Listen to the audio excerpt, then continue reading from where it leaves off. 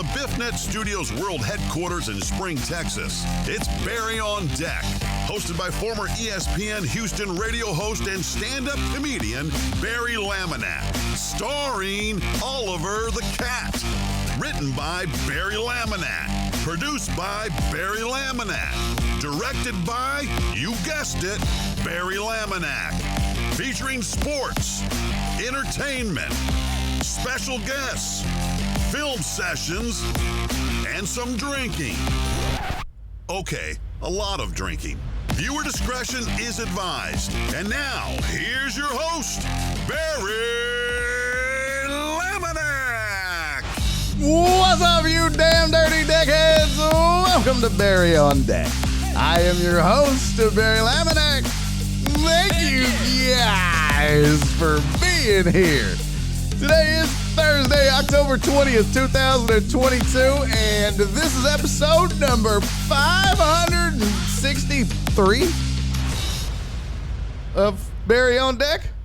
I'm hearing an echo. Why am I hearing an echo? I'm hearing an echo. Clean deckhead here. Did you take a shower? Good for you. I don't want to brag. I've showered twice this week. I mean, actually, if we start the week on Sunday, I've showered 3 times. If not, Monday and Wednesday. That's pretty good. This is pretty good. How you guys doing, man? Hope you had a good night. I mean, come on. Let's go, Astros. By the way, when I went to the game the other day, I would like to point out that anyone that starts the Let's Go Astros chant in the concourse once the game is over, just randomly, it's kind of like starting the wave guy. You know what I mean? Like, it's fucking, I don't like it. I don't like it. Hey, you are late, asshole. Fuck you. What? God damn. McLovin, you get like aggressive. Like, I know you're being facetious, but fuck. So it's unnecessary. Welcome to the show. We got a lot to discuss in a short time to discuss it. Because super late start. And then, oh my freaking God. Yo! What is happening? Holy shit! And that just started a hype train. First of all, Jared Taylor, thank you for the 100 bits, my friend. You are a gentleman and a scholar. P. Randizzle, thank you for resubscribing for 6 months. P. Randizzle has resubbed for 6 months. Thank you, Bubba. Appreciate that. And then, my man goes crazy and gifts 10 subs. What is happening? Holy shit. That is so badass, P. Ray Dizzle. Thank you so much. That kicked off a hype train, bitches. Let me get out my shot glass. Oh, come on, Daddy needs a shot. The fireball is lacking. The fireball is lacking. What's up, P. Ray and Dizzle? What's up, Dizzle Dog? How are you, buddy? Thank you for the 10 gifted subs. Who got them all? Who got all these gifted subs from Patrick Rand Dizzle? Let's see here. Let me scroll. Patrick Randall gave out gifted subs to Angry Miss Shay, Angry Mishy, UT Broward, Romby 4, Ayolos Gaming, what's up, Katie? JPJ Loves Gaming, PB Guy 53, Terrence J got a sub, that's what's up. Cool Breeze, Stevie Buns, and Scott Hanza. Yeah, baby. Let's go. Hey, and because of that, that started the hype train. Well, that and then Joel, thank you for the 100 bits. That kicked off the hype train. Fucking P. Randizzle, just like that, gets us to a level 4 hype train. Unfucking believable. Alan Denson, thank you for the 100 bits. All right, folks, this is for the hype train. Holy shit, this goes out to Patrick Randall and Jared Taylor and Joel and Alan. Cheers, my dudes. Thank you, guys. Happy 1-0 Astros in the ALCS. Suck it, you Yankee. Jared, thank you for the 300 bits, buddy. You guys are horny, isn't it? That's what it is. You guys are trying to see nipple, huh? That's what it is. You guys are horny right now, trying to see a little titty action. By the way, I have a mole I think I need to go get checked out. It's like super red. That mole right there. Look, you see it? That's not a titty, but I need to go get that checked out. See, you don't get the titties. You don't get the titties until we get to the dude. P. Randall said starting the evening off right. I got some fun shit to tell you about. So we've got some sponsors in the works. We've got I'm working on some new overlays. I think one of them you're gonna see when Apollo Dez joins. It's gonna be kind of a cool thing. By the way, that's another cool thing. Apollo Dez is joining me today on the program. Gonna talk some Major League Baseball. Astros Yankees game 1 was last night. We got to talk about that. We will with Dez. I got into an argument with some dumbass fan about the dynasties. We'll talk about that. Jared Taylor, thank you for the 300 bits, man. I can't remember if I did it or not. Alex said show belly button. Oh, no. No, you don't want that. It's all disgusting. And by the way, we'll do all the stuff we got to do later. Oh, fuck. I didn't make a slide for a birthday. I got to do that real quick. Shit. I got to make a birthday slide. I don't have headlines today because of my meeting. I'm sorry for my tardiness. I'm sorry for my lateness. I had a meeting with Twitch. And then your boy kind of screwed all that up. So it got all bad. It got all bad. But we're here and we're doing it. Hold on. Oh shit.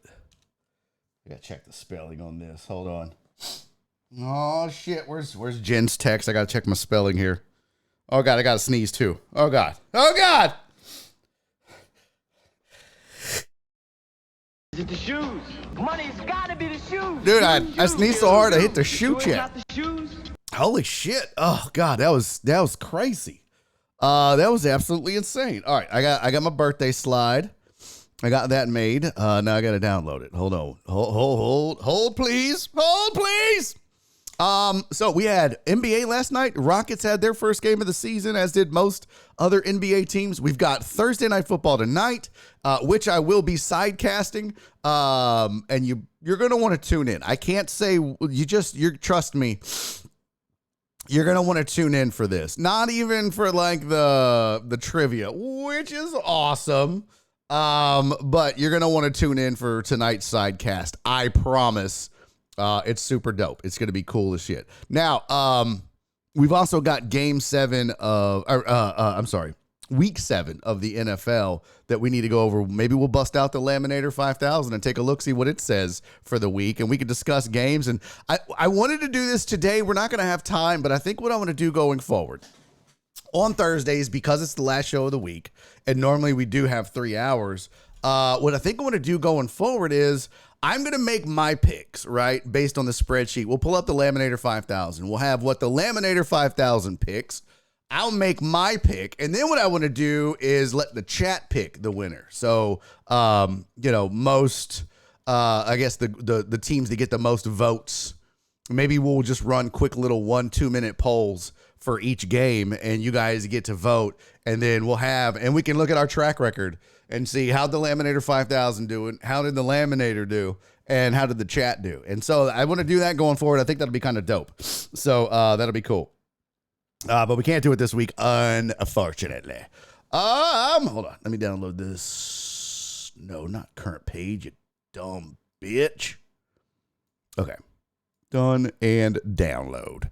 But we got a ton to get to. First things first, I got to say thank you to everybody that has sent in a $5 Friday on a Thursday. It has turned into, from $5 Friday, it's turned into Thankful Thursday.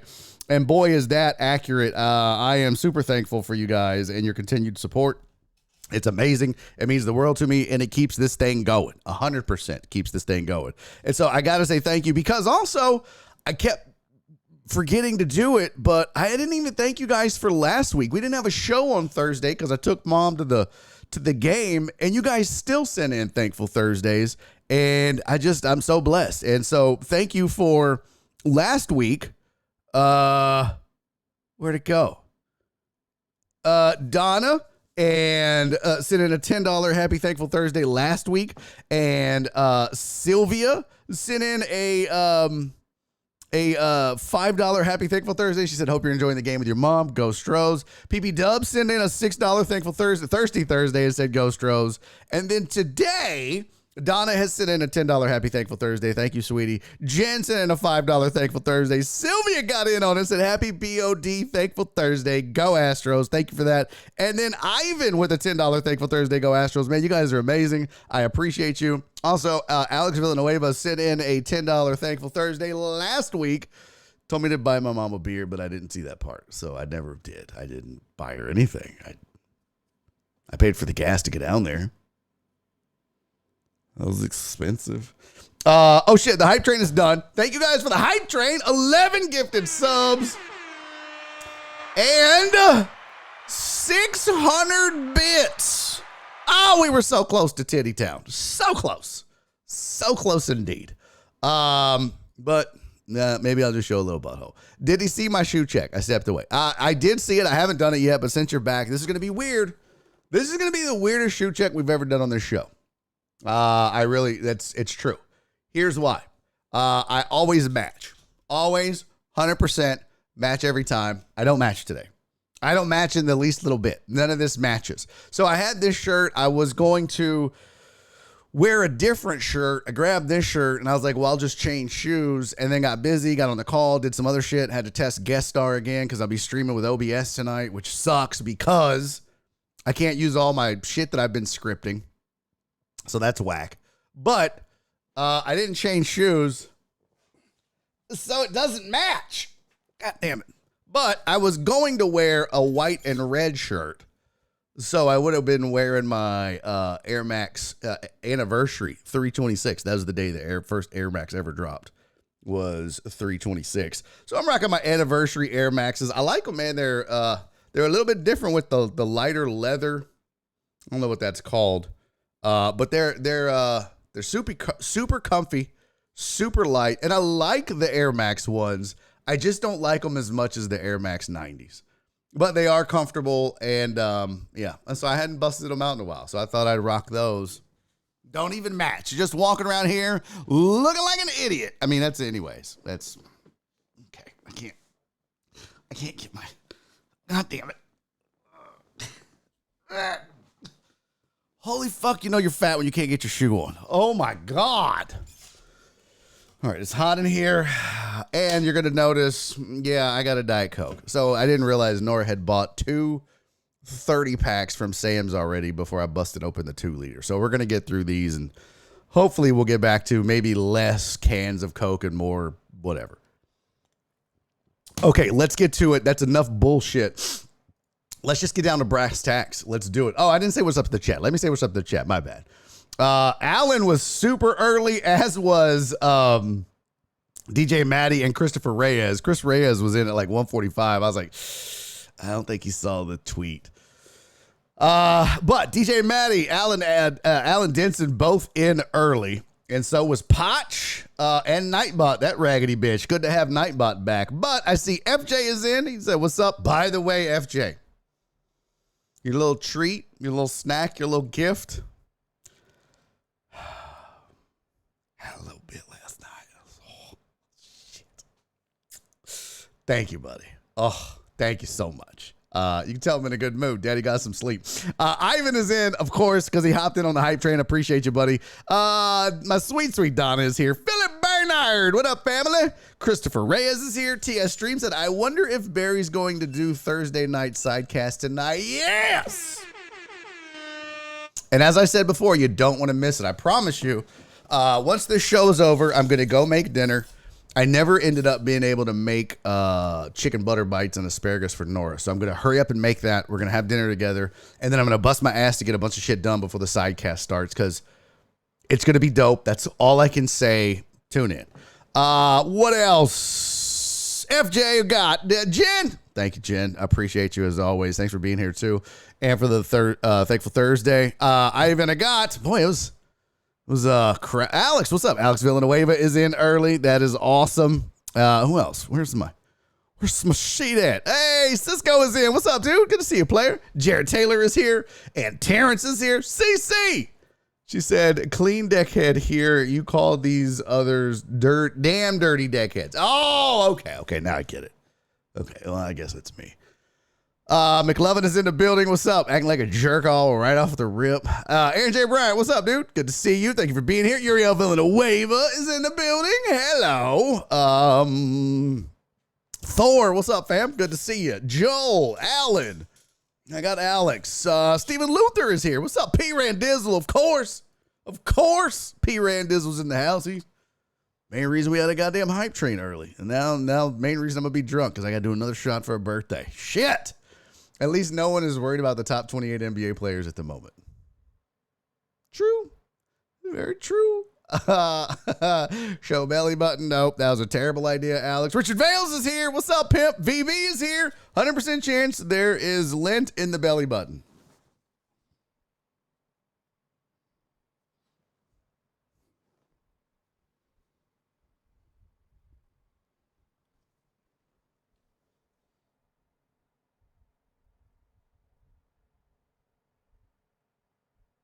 It's not focused. I mean, a little bit. Who else? Amongst other things, no, it's just lint and hair. That's all that's in the belly button. What's up, Celio? Barry, by the way, I was laughing my ass off during that Canadian stripper story. Thank you, buddy. I appreciate that. Yeah, that's a fun story to tell.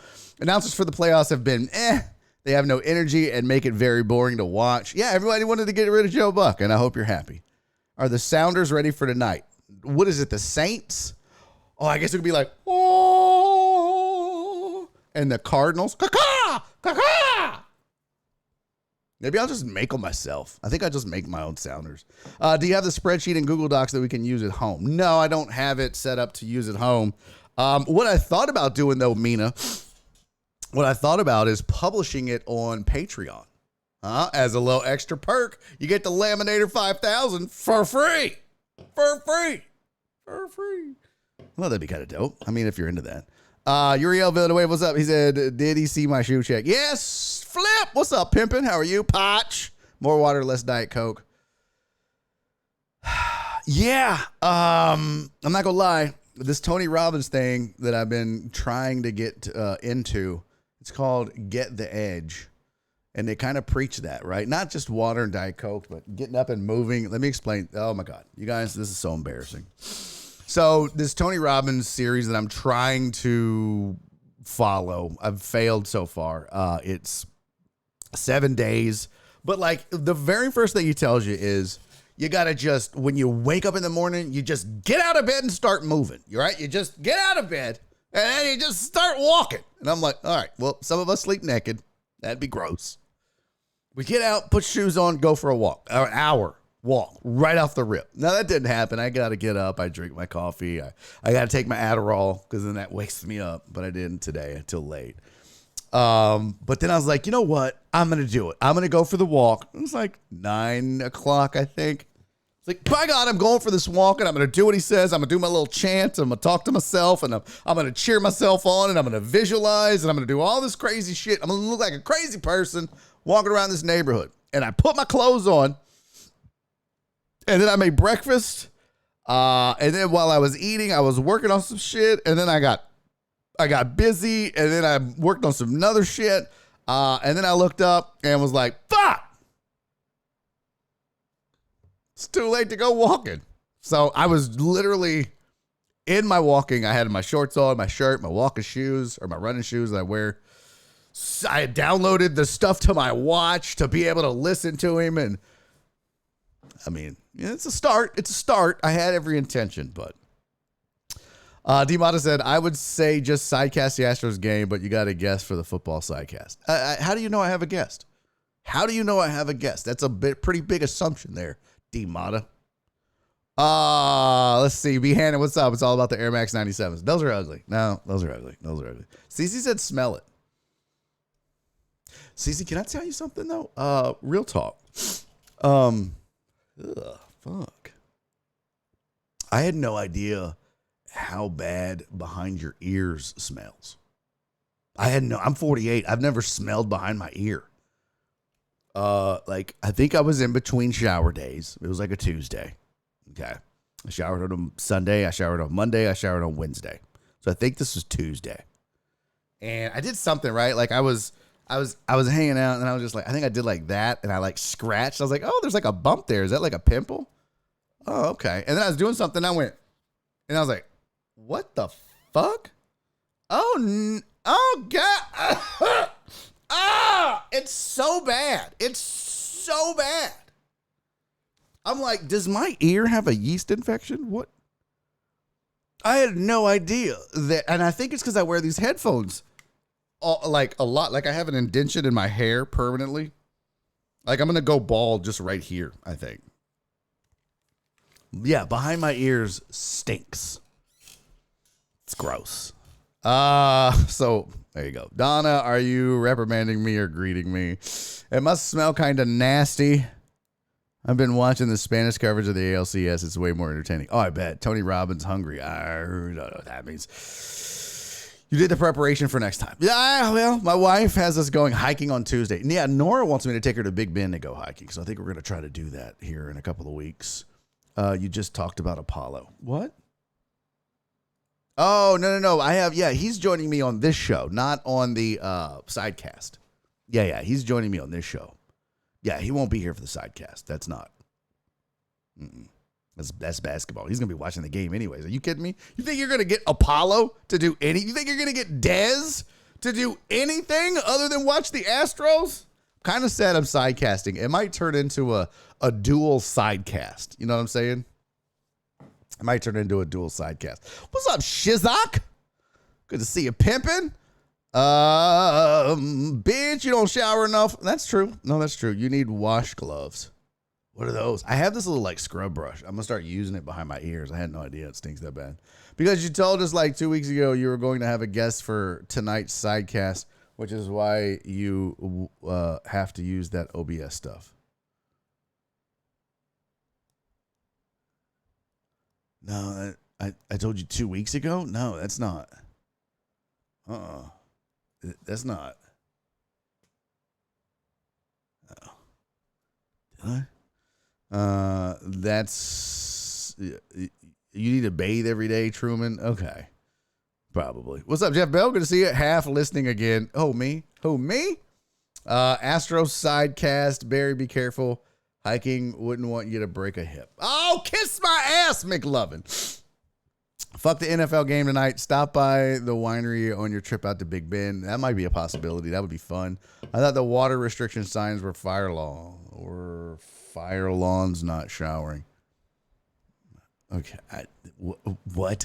What's up, Uzi? Damn, D-Mata keeps copious notes. I didn't even think I found out about it back then. I guess I did. I feel like I just found out about something a few days ago. But whatever. All right, I got that out of the way. Hey, real quick, let's raise our shot glasses, and then we're going to talk Astros baseball. This is not conducive. Oh, shit. Oh. Daddy got to stop almost. I almost messed that up. Almost had shot everywhere. Almost just had shot all over the place. Where's my templates? There we go. I got to get this set up. Because we have a birthday in the house, ladies and gentlemen. I don't even think he's here. He's probably working. And that's okay because we celebrate birthdays anyways. So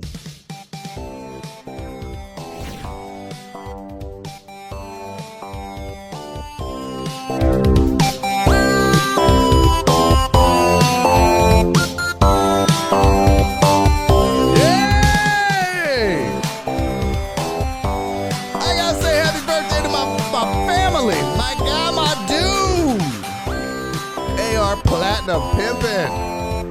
I was gonna. Shit. Now it smells like belly button and ear. That's my favorite part. Right here. That's it. That's my favorite part. Hey, happy birthday to my guy, my cat, my dog, my dude. AR Platinum. Pimpin', man. I hope you have a great. Oh, there's a hair on my shot glass. I hope you have a fantastic birthday, pimp. Thank you for all your help and conversations on IG about YT. He knows. He gets it. But I appreciate you, man. Have a wonderful day, dude. I hope you get roadhead or a hand job or whatever it is you're into, man. You get it, and I'm rooting for you, buddy. Here's to 100K on YouTube and your first million. Cheers, homie. Happy birthday. Bam!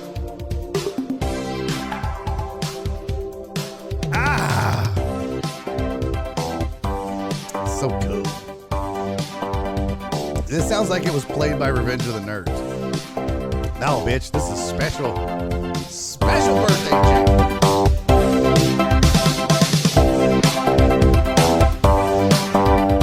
I don't want to show Kitty just for the song.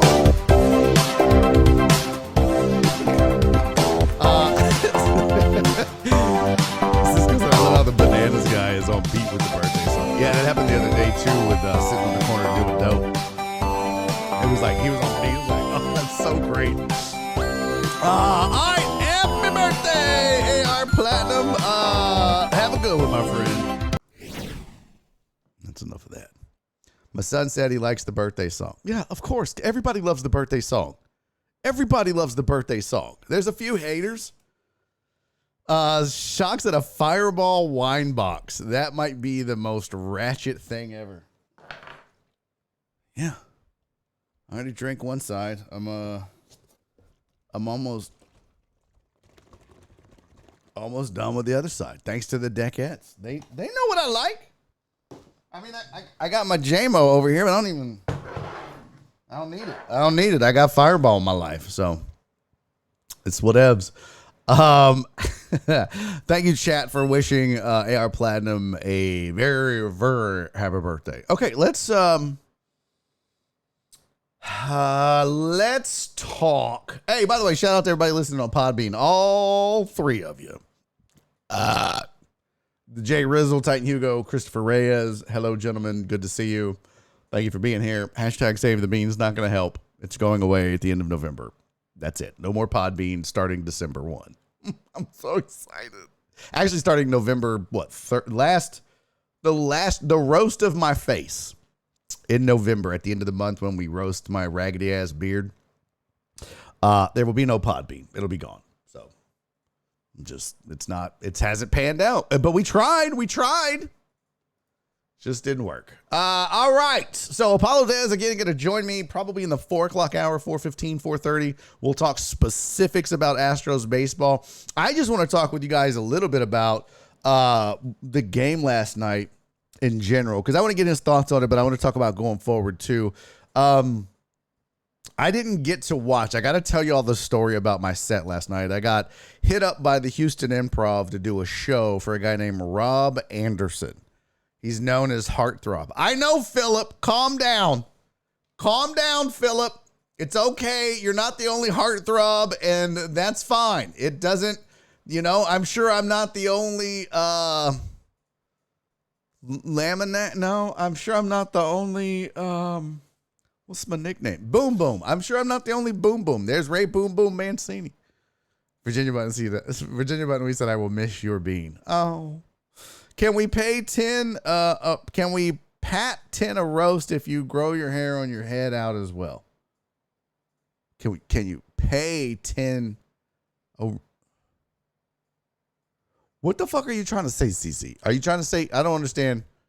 She said, I hate my new glasses. Do you type by looking? Are you a visual? Are you a hunter and pecker? I bet you are. She's, dear sirs, and fuck. Delete. CC types like old people dialed phones back in the day. Grow your hair out and your head on your head as well. No, God, no. I need to cut it now. It's looking awful. No. Grow your hair and your beard and we will pay $10. Yeah, you'll pay $10 one time, but I got to deal with that shit all month. Are you fucking crazy? If I had a guarantee of how much we would make, it'd have to be a good guarantee. But then I don't want you guys to shoot your load early, because don't forget, we got the Streamathon in December. Chan, call me. Are you going to load it in the Bean after the live? Yeah, I always upload the shows to Podbean. Always. But yeah, so what the hell was I going to look? Oh, Rob Anderson. Oh, this was actually last night. So, Rob Anderson, a super funny dude. He has some really hilarious videos. Let's see here. He goes by, Heartthrob. And one of his, like, he had a video. I'm going to download this. I'll probably get a copyright strike, but that's okay. I just want you to see the beginning of this because I think you need to understand who I opened for. You speak no lies. Cowboys and Alabama lost. CC is still drunk. What's up, Spoon? I owe you an upload. Trust me, I haven't forgotten, buddy. Trust me on that.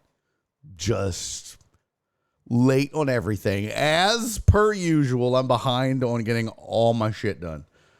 Okay, where's my YouTube uploader? Let's see. Barry on deck. I mean, not uploader. Legal copy thing. It's all legal. It's all legal. It's all on the up and up. It's all just, it's all good. Let me see. Let me just download this real quick. Start. We could do 720. That's fine. We don't need the fancy version. We don't need it. Just download the God blessed video. Oh, I got it. Yeah, that was fast. That was way faster than the MP3s I was bootlegging. What? I'm going to put this in non-sports. Put this in the non-sports tab like a good person should. All right, so this is Rob Anderson. So the other night I get a text at like 11:40 at night. And, bitch, what is that about? What is that about? This is not what I set up. Shit. Oh, Lord Jesus, help me, please, baby Jesus. Please make,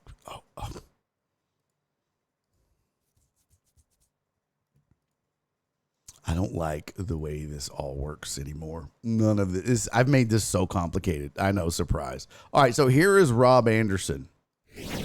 Hi, you are. And this is one of his videos on YouTube. This was on the Houston Improv website. Barry, do you know Jerry Seinfeld?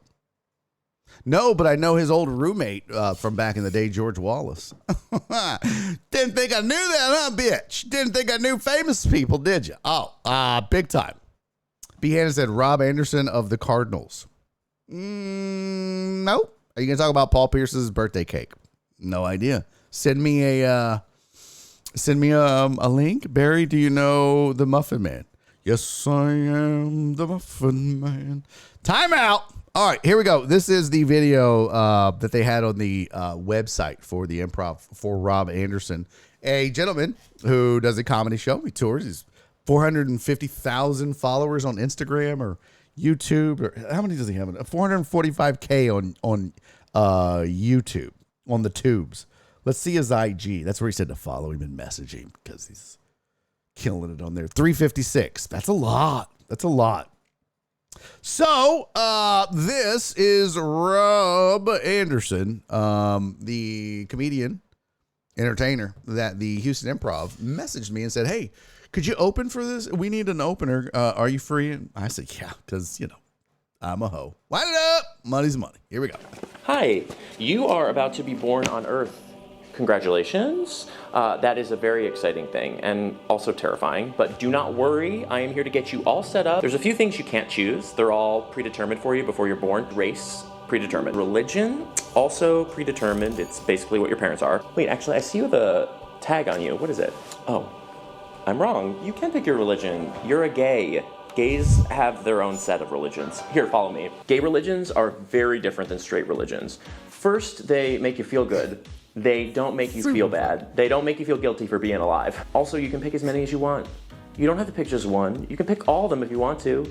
Gays are having a lot more fun in that way. Each religion has its own god, and those gods are referred to as the divas. These are the supreme beings. We used to have 8 initially, and now we've just expanded to 30. So here, take a look at this. This is yours because you're gay. You can use that book for reference, but I am going to walk you through all the divas right now. So funny. This is honestly my favorite part of my job. I love when I get a gay. Okay, I'm going to start you out with one of my favorites. This is the School of Beyonce. It's one of the strongest religions that you can be a part of. That is so funny. Oh my God. Dude was super creative. The nicest guy in the world too. Oh, he was so nice. He was super nice. But I admit, and I knew going in, I knew Rob was gay. I knew the whole crowd was gonna be gay. It was just that's what the gig was. And this is not me being it's just facts. The improv called and said, "Can you open for this comedian?" It's like, yeah, let me Google. I said yes before I Googled the comic. And then I Googled Rob Anderson. I was like, oh, this will be fun. A 450 seat comedy club full of gay dudes watching me do comedy. And I was like, so first things first, I was like, oh, what should I wear? And I was like, they're going to judge me no matter what. No matter what I wear, they're going to be like, no, bitch, that's not it. So I was like, I guess it doesn't matter what I wear. I'm just going to wear a t-shirt because yeah. Now this, I wore a t-shirt and blue jeans, and this is what Rob wore on stage. How do you compete with that? How do you compete with that? I was like, bro, excuse me. They loved it, didn't they? Well, we'll get to the set. But I was like, bro, I showed up in just my Houston 64. It looks like the Nintendo logo, that t-shirt with jeans, and I don't even know what shoes, I wore.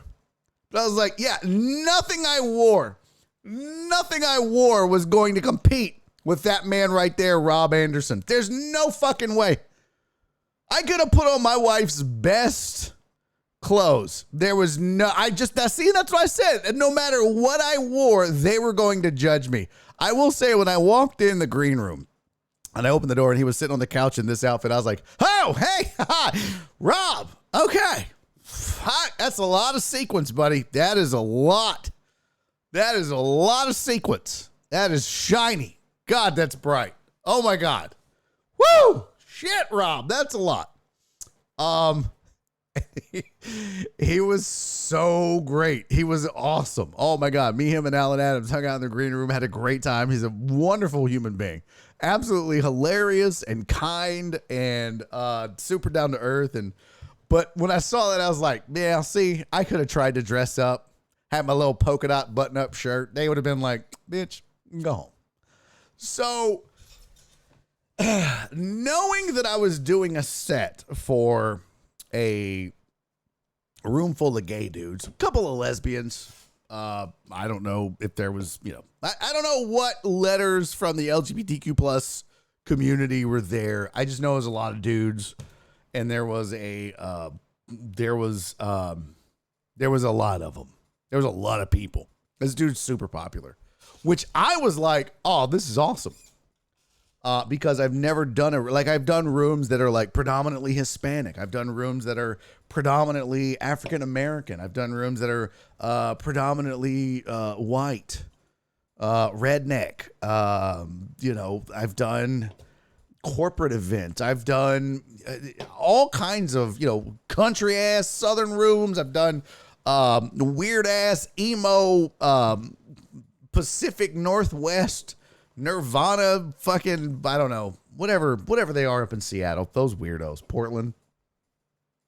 I've done a lot of different types of rooms, and I don't usually change who I am. What's up, Jesus? If I do a room that has a predominantly Hispanic crowd, I might do more jokes about me and Nora because she's, Hispanic, and so I might talk about that more. If I do a predominantly African-American show, maybe I'm featuring for Damon Wayans or John Witherspoon. Oh, let me get these names I dropped.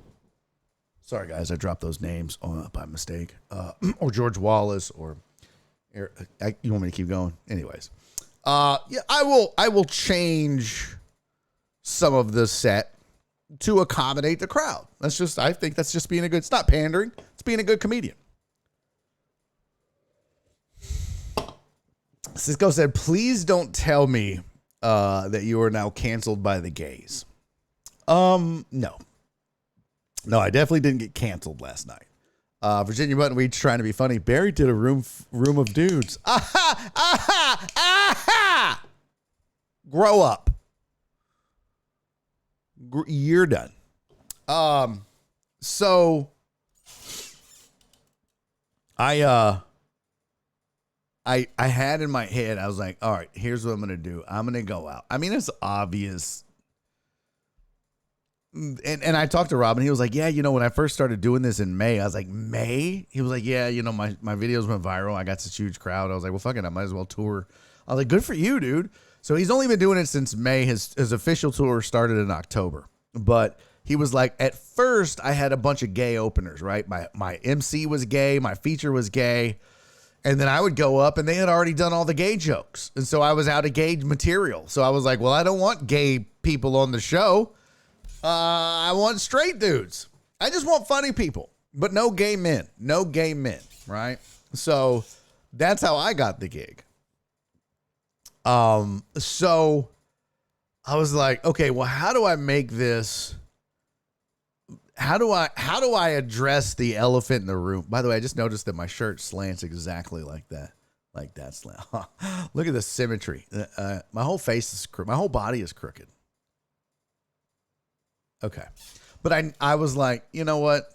I have to make a joke about this, obviously. So I go out. Now,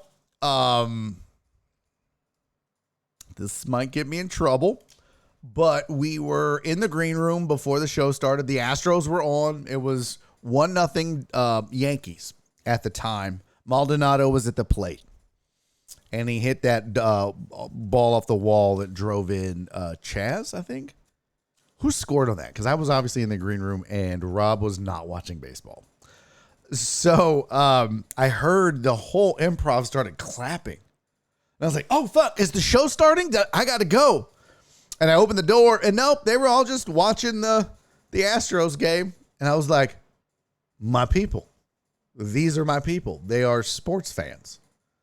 You see, dude, one of my biggest supporters on Twitter and Twitch is, what is it? Homo Astros fan is his name.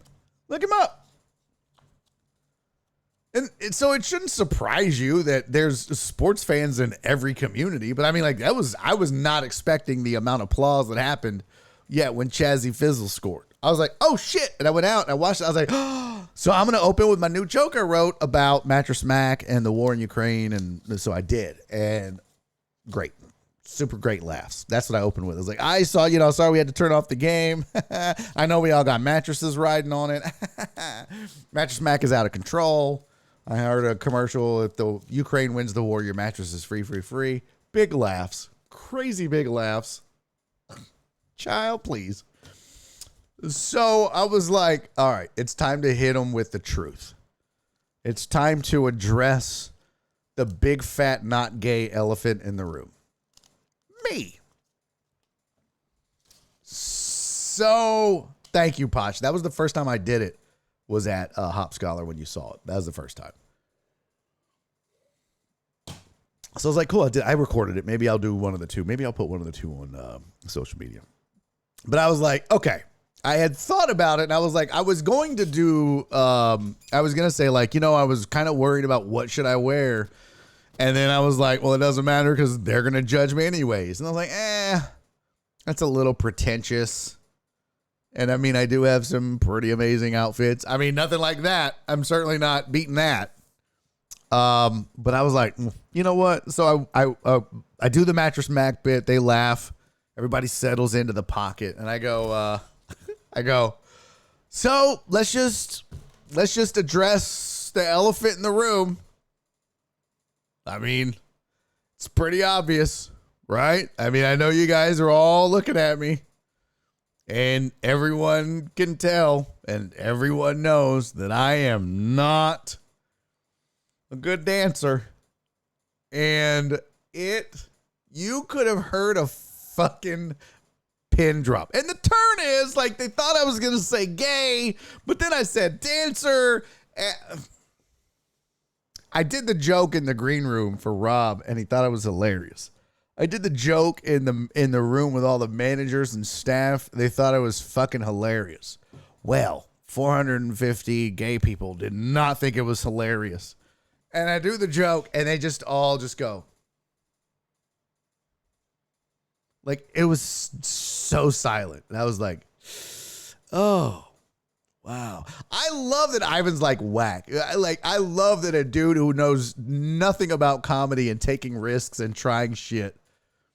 I thought you were saying the joke was whack. I'm like, bro, I thought it was funny as fuck. Thank you. I was like, bro, what? Don't tell me that. You gotta take risks. Sometimes they don't work though. And it did not. So it took me a while to get them back. But this is the joke that got them back. And I've told this joke a couple times. But I go, I have this bit about I got hit on by a gay dude for the first time. And I was like, should I tell this joke in this room? I mean, like, I tell this joke everywhere else. I'm not ashamed of this joke. And this is the joke that I told to a packed Houston Improv full of gay dudes. As I was like, yeah, I love working the road, man. The road's great. A lot of crazy stories happen on the road. I got hit on by a gay dude before on the road, and it was fucking awesome. Oh my God, I've never felt so pretty. I've never felt so appreciated. I like, oh my God. And now they're laughing. And I was like, oh, I think I got them back.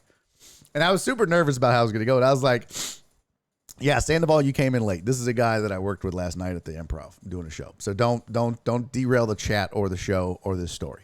So I'm like, so the joke goes, I go, yeah. I mean, the guy was like, I say, my wife doesn't talk to me like this. Like this man, I've never felt so pretty. I felt like a princess. I really does. Like my wife doesn't talk to me like this. Like you keep this up, mister, and one of us is getting our dick sucked tonight. I'll tell you that much.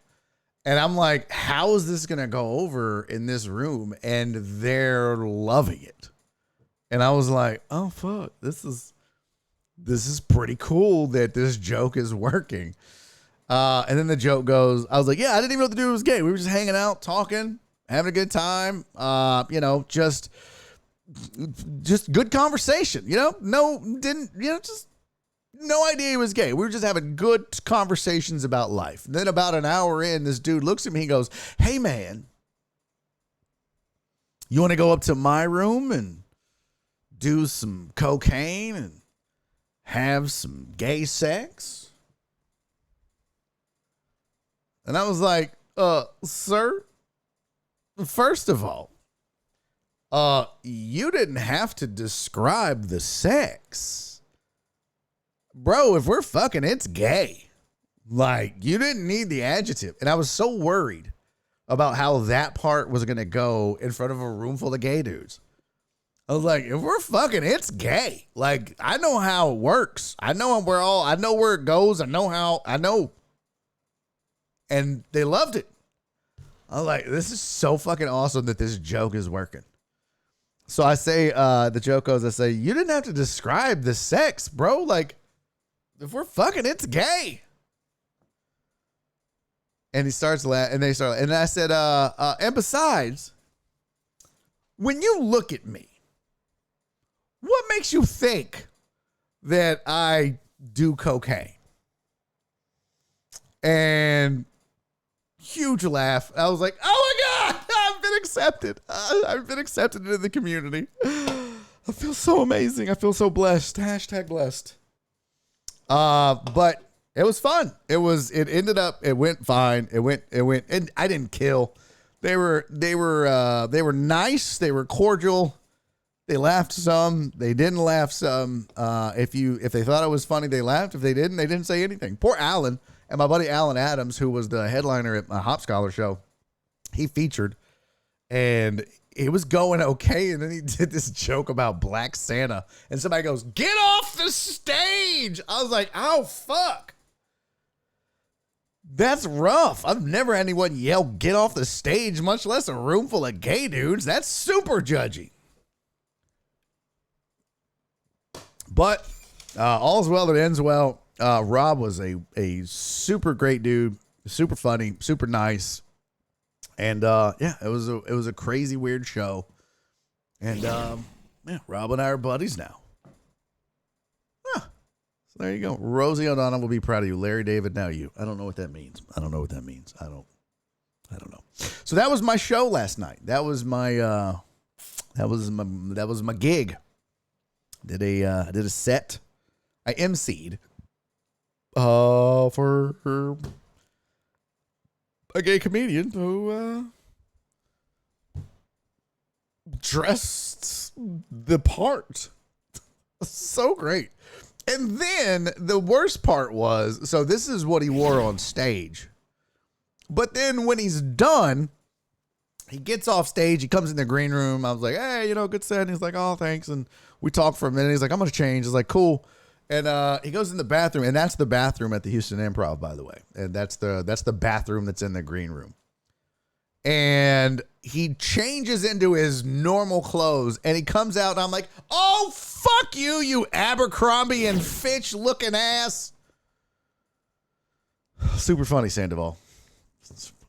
I'm like, "Bro, you make me sick." Like, this dude is all fucking ripped and muscular, and he's got on these shorts where I'm like, I don't have the thighs or the dick to wear those shorts. I'm just like, "Bro, you make me sick. You absolutely make me sick. Get out of here." So, McLevin said, "Have you ever met Cat Williams?" No, I've never worked with Cat Williams. I've worked with a lot of cool people, but never Cat Williams.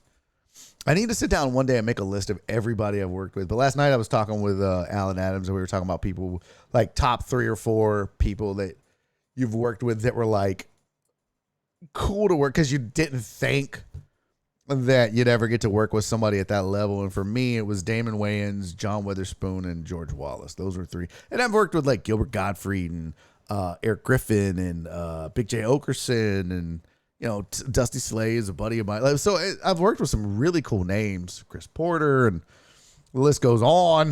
But hold on, let me get all these names. But yeah, there's some cool names. But man, Alan's been doing it for 20 years. Worked with Joan Rivers. I was like, what?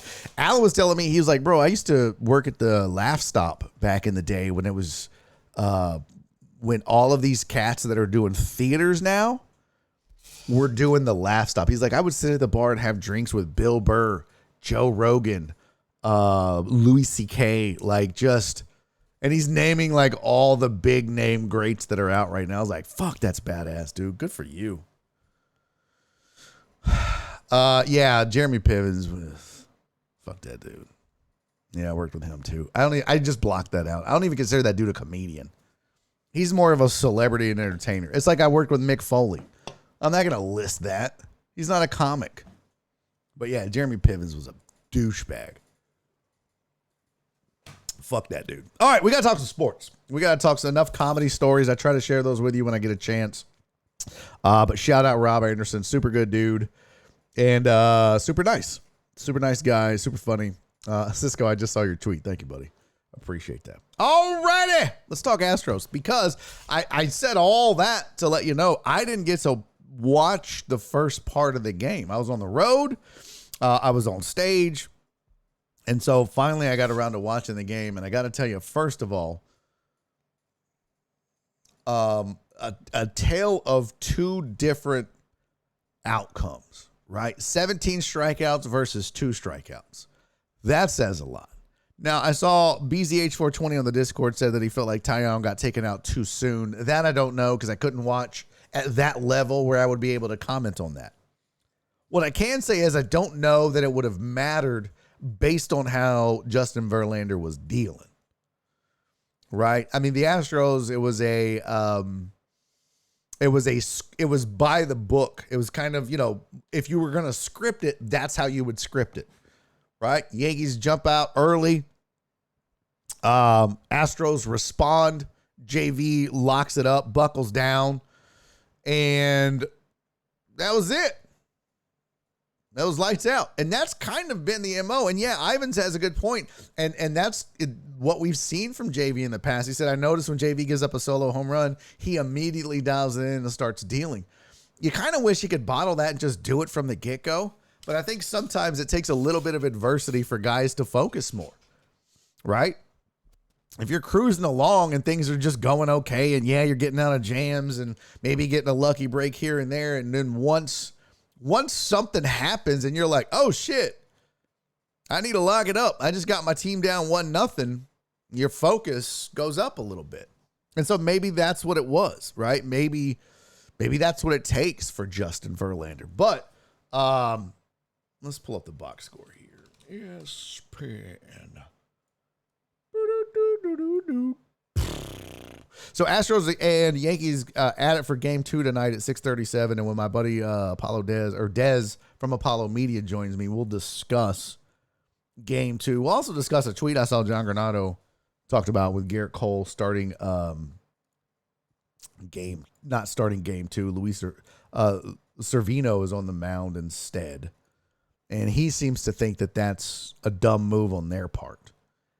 But I don't know. Pitchers on short rest, the track record is not great. And he was like, yeah, but you could have had Cole twice in this series. And I'm like, yeah, but on short rest. So we'll discuss with Apollo Dez and get his thoughts. But here is the box score from last night. A couple things to point out that I thought was really interesting. One, Altuve continues to struggle. But as long as there's the rest of the lineup is picking him up, it's fine. And you're getting contributions from guys you really weren't expecting to get a contribution from. Maldonado driving in a run, right? And it was Chaz, and Chaz had 2 runs, had the home run late. But Jeremy Pena has just been an absolute stalwart at the top of that lineup. Whether he's winning games for you, or he's on base for Yordan to win games for you, or he's just adding to a lead. Jeremy Pena has the entire city of Houston saying Carlos who. And that's a good thing. That's a good thing. Because the contributions you got from him came at a steep discount compared to what you would be getting from Carlos Correa. Now, there's no doubt Correa would probably be in the mix on this team and be driving in runs and doing what he does, but the other thing that I think is interesting is not having Correa, how that changes the lineup, right? Let's take a look at something. Let's go back to last year's Astros. We're going to pull up the postseason. Look, they already have 2023 postseason out. Oh, that's spring training. I was like, what the fuck? They already have the Astros in the spring in the postseason for 2023. But let's take a look at last year's postseason. Right. Let's look at the ALCS game 1. Let's just pull up the box score here. Humor me here for a minute. So this is what it looked like last year, right? Now you had Michael Brantley in the mix, but the lineup was a bit different because you had Correa, who you weren't going to have Carlos Correa hitting 2 in this lineup. That just wasn't going to be a thing. So you had Altuve, and then you slotted in Brantley and Bregman and Alvarez, and you got your, what's his name, got his lefty, Dusty got his lefty-righty thing that he loves so much. But in that format, you had Brantley hitting at the top, which you don't have right now, but you had Kyle Tucker. 1, 2, 3, 4, 5, 6. You had Kyle Tucker buried at 6 and Yuli buried at 7. And one of the things that I think that changes is now you've got Kyle Tucker hitting 5th, Yuli hits 6th, and Pena is at the top of the lineup. And so with no Brantley, would Brantley be in the 2 hole? I don't know. I think probably only because Dusty loves the righty, lefty. But Jeremy Pena gives you a different kind of look at the top of the lineup. Tons of pop, right? I mean, he's turned it on at the right time. But he's been on base. And he's been on base enough that it's mattered at the right times for this team in the postseason. So it's a different look. It's a different Astros lineup, right? And you don't have, I mean, you're not as deep because Brantley's out. But I just find it interesting that you've moved some of these cats that probably should be higher in the lineup up a spot because of no Carlos Correa, no Michael Brantley, but you got Pena, Jeremy Pena hitting in the 2-hole. On the flip side, Aaron Judge goes 0 for 4. Gleyber Torres goes 0 for 4. Rizzo goes 1 for 2. Gets a walk, has his 1 home run. Bader had a home run as well. But that was it. That's all they mustered. Yankees get 5 hits, 2 runs on 5 hits. Astros only had 7 hits, but when you look at the amount of times that team struck out, Justin Verlander, Neris, Montero, and Presley combined for 17 strikeouts. The Yankees pitching combines for 2. And that's not just a tale of the tape. That's the tale of 2 teams. I mean, the Yankees strike out a lot. They are what's called a 3 true outcome lineup. Home run, strikeout, or walk. That's what they do. And the Astros are more of a contact hitting team. They have been forever now, right? And when you put the ball in play, especially in the playoffs, good shit's going to happen. Good shit's going to happen when you put the ball in play. So Justin Verlander gives this team and this city exactly what they needed, a bounce-back outing. 103 pitches. He goes 6 innings, the 1 earning, but he gets the 11 Ks, and it worked out perfectly for the Astros. So when they got up 3-1, you felt really good about this bullpen locking it down 7, 8, 9. And I know Montero came in and gave up the 1 run. That was just a mistake. But he focused and locked in as well. And then Presley had to come in and save the day and get a 4-out save, which is good. Which is good because you still saved a ton of arms in that bullpen that you didn't have to use.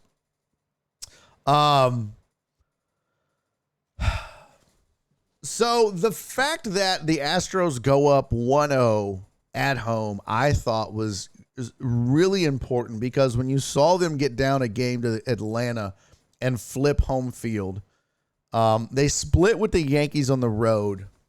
They went 2-2 on the road in Yankee Stadium this year, and the Astros have never had a problem playing in Yankee Stadium. But I think you're toying with fire if you don't take care of home field advantage. It's not always going to matter, and it's not always critical. We see all the time where teams will, choke away a game at home and then go on the road and get one back. Teams do it all the time in baseball. They'll win 2 out of 3 on the road or go 1 for 3, but they win that 1. And that's all you got to do in a 7-game series. But I think because it is a 7-game series and because you're dealing with the Yankees and they're a deep team in a lot of ways, you got to take care of home field advantage.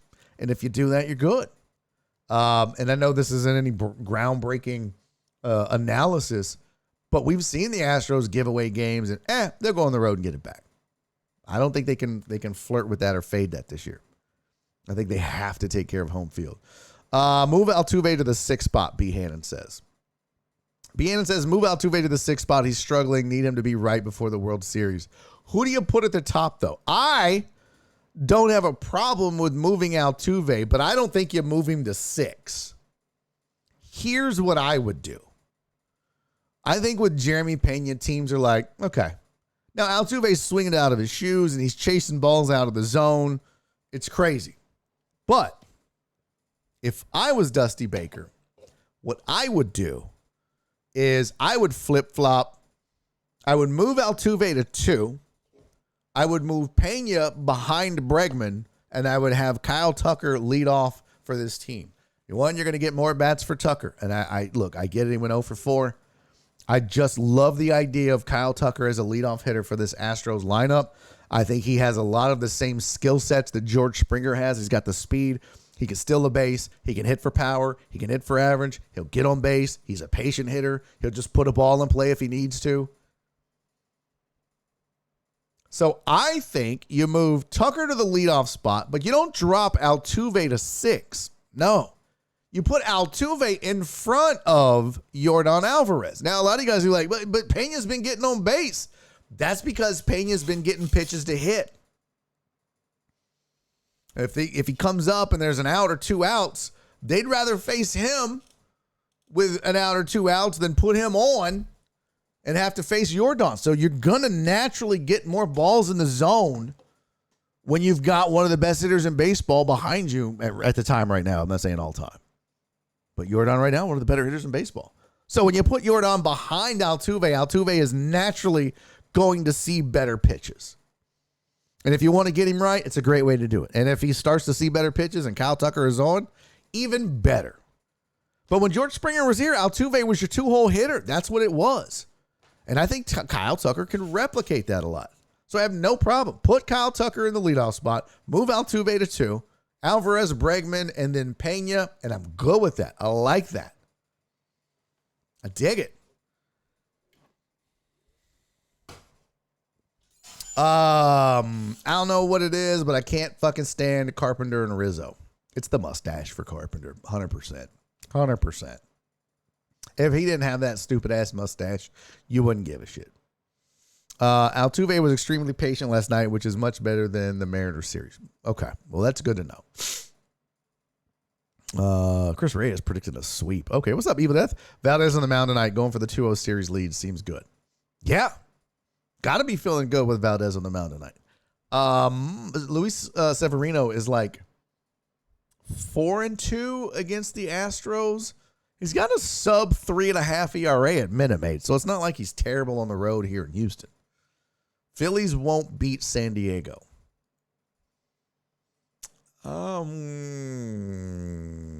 We'll get to it. You never know, man. Playoff baseball is crazy. Some guy bet 50 that the Astros would beat the Phillies in the World Series. He would win over $100K. Oh, that's why you said Phillies won't beat San Diego. Got it. I don't know. Magnum PIS mustache. It's kind of dope, though. It reminds me of the dude on Parks and Rec. It reminds me, yeah. No, it's not a pedophile mustache. It's more of a Magnum PI 80s man's man Parks and Rec mustache. Yeah. Like when I grow mine out, that's 100% pedophile mustache. 100%. Super creepy. He gave up 8 hits and 3 runs in his last game in 5. Okay, and so did Verlander. I mean, if you let's pull it up. Let's go to it. Let's get to it. Let's see here. Yankees. We'll go game 2. We'll pick our starters. Boo.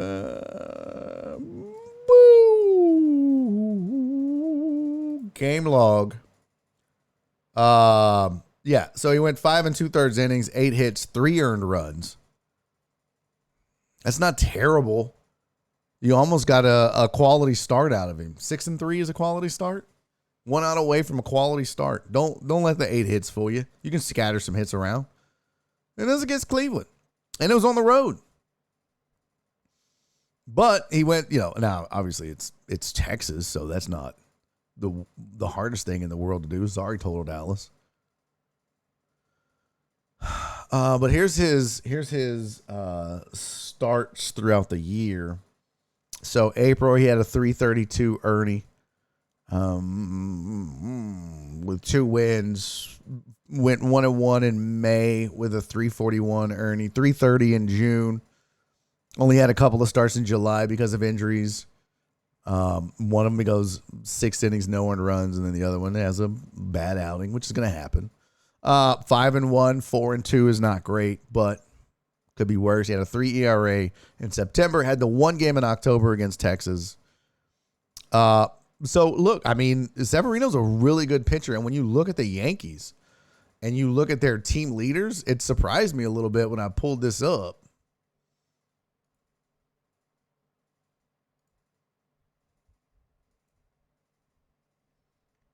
I mean, he had that 110 whip, which is really good. Really good. A 1.10 whip is solid. Where'd it go? Oh, no, I'm sorry. The 1.0 whip, which is solid. He had a 1.6 WAR. So he wasn't terrible. He didn't have as many starts. Injuries was a big problem for him. But a 9.9 strikeouts per 9 innings is really good. I mean, that's over a strikeout an inning. Dude, Severino is really good when healthy. And don't do it off of one bad outing in the playoffs because that's what Verlander had. So this isn't an easy game tonight. I know people want to be like, listen. Severino could literally go out there and shut this team down tonight. So don't get cocky, Astros fan. Don't get cocky. They're not throwing out some jackass plus ball throwing piece of crap. Severino is pretty damn good. So, yeah, don't sleep on him. Is Daz going to join me? Did he text me? No. Okay. Well, I told him 4:30, so maybe so. Oh, interesting. Interesting. Well, that's a turn there. Isn't Fromber better on the road? Well, I don't know. Let's check. That's a good question. I mean, Fromber's pretty much good anywhere. You're not going to have the kind of numbers he had and be ranked 2 or 3 in pitching in all of the American League and just only do it on the road, right? I mean, you got to have a good home record as well. You may have a few more blow-ups home versus road. But here's his splits. 3.54 ERA at home, 7 wins, 4 losses. He was 10-2 on the road, 2.27 ERA. Yeah, but I mean, 3.54 at home is not terrible. 7-4 record at home is not terrible. And you could probably dissect that and be like, okay, why? Who did he face? What was the circumstances? I mean, did he have like one blow-up inning? Like, yeah.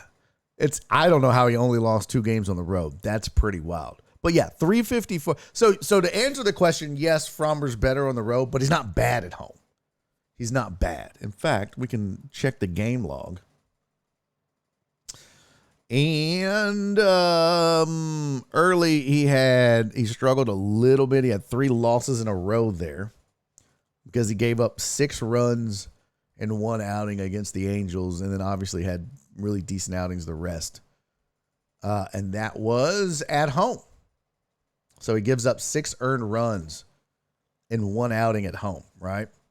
And then you got, okay, so 3 on the road, 2 at home, 1-1, 3 and 7. That's good. That's at home. That's against Cleveland, right? So if we look for any big blow-up games, and he really didn't have any after that except these 4, that was on the road. So he just had the 1. I mean, he just, Minute Maid's a pretty decent park to hit in. So, yeah, I guess you're going to give up more runs. And it looks like, and let's see who he faced at home. Let's just look at, so he faced the Angels, Detroit, Texas, Cleveland was good. Miami, Chicago, Angels, why does it say National League? Oh, that was the All-Star game. I was like, what the hell? He faced Seattle at home, which is a good team. Gave up 3 earnings in that. Texas again, Minnesota was decent. They were good. They were a perennial playoff team. Texas again, that shouldn't have happened. Oakland was bad. Tampa Bay was pretty good, and they got him for 6. Okay, so he has 2 6 spots at home. 2 6 spots. That's why. And then he had Philly at home, and he gave up no earnings. It's pretty good. Just 2 blow-up games. He's just got to avoid that. Just Fromber has to stay focused, man. That's what Fromber does. Got to stay focused. Let's see here. So, let me hold shit. Let's talk about the other game that occurred. In fact, no, you know what? Let's wait. Let's see if Dez is going to join. Let's see if Dez pops in. That would be dope if that happened. Let's see if Dez pops in. In the meantime, let's talk a little bit. Let's just touch on some NBA. You had a ton of teams that kicked off their season last night. We can check out the schedule. And, boy, you guys don't fuck around. Not you guys. You guys are still here. Tuve is plus 550 to hit a homer. Oh, nice. I just looked up and I was like, oh, my God. Is it the time of day? I got to stop looking at the amount of viewers. It's so hard not to. But when you go from like 48 to 36, you're like, was it the topic? Was it people leaving? Are they going to the game? Fuck, I hope so. Shit. Stings. I got to stop looking at it. I like it better when I can't see it. But I have to have that window up. Sucks. What were we looking at? Oh, the roof is open. That is cool. That's good. What the we were looking at NBA. Duh. So yesterday, tons of teams had their opening day, including your Houston Rockets. Your Houston Rockets. Pistons and Magic tipped off. You had a game where it was like pretty ugly. Those two teams aren't going to be great, but Paolo Banchero stole the show there. The bean always stays faithful. Paolo Banchero had 27 points, 9 rebounds, 5 assists, 2 blocks, and that poster-ass dunk you see on your right. Oh, my God. Balls in your face. You like nuts? How about these nuts? And tons of people online are ready to crown it. Hadn't seen that kind of output from a rookie in the first game since LeBron James. Now settle down. NBA fan. Now look, I got in trouble. Jerome sent me a thing, and he was like, "Are you still keeping those receipts for the people that jumped on the Jordan bandwagon and gave him a nickname in his second game?" I was like, "I mean, look, I didn't say I wanted the dude to fail. I just said it was too early. He's proven. Now give him a nickname. Back then, it was too soon. It was 3 fucking games. So let's calm down, NBA. How about we give Paolo Banchero a few weeks, maybe a few months to develop?" But they got super excited about it last night. But they still lose. Pistons beat the Magic 113-110. And your Houston Rockets. I was perplexed a little bit. So I'll admit freely, I haven't watched a ton of Rockets this offseason. I mean, obviously they had their new draft picks in Eason and Jabari Smith, rolling them out there. They had the trade earlier where they moved, I think they ended up getting like 6 cats in. I don't know. There's all kind of shit that's went down with the Rockets. Who did they trade with Dallas? Was it Dallas that they made the trade with? I don't remember now.